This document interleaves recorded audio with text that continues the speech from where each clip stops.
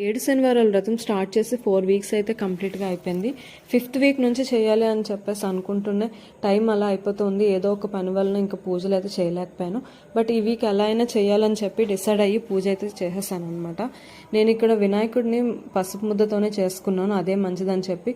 ఊర్లో ఉన్న అడ్వాంటేజ్ ఏంటంటే ఫ్లవర్స్ కానీ గరిపూసలు కానీ మనకి ఫ్రెష్గా మంచిగా దొరుకుతాయి. టౌన్లో అయితే ఆ ఫెసిలిటీ అనేది ఉండదు. ప్రసాదాలకి పానకం, ఒక 2 ఫ్రూట్స్, కొంచెం ఖర్జూరము, పెసరపప్పు నేను నానపెట్టేసి పెట్టాను. ఈవినింగే నేను ప్రసాదాలు ప్రిపేర్ చేశాను. ప్రసాదం బూర్లు ఇంకా లడ్డూలు. నల్ల ద్రాక్ష పళ్ళు ఎలానో ఈ వ్రతంకు ఉండాలి కాబట్టి అవి కూడా తెప్పించి పెట్టేశాను. హారతి ఇంకా ధూపం అనేది నేను ఈవినింగే వేశాను. మార్నింగ్ ఓన్లీ అష్టోత్తరాలు, నార్మల్గా శతనామావళి ఇవి నేను చదివేసి ఇంకా పూజనైతే ఎండ్ చేశాను.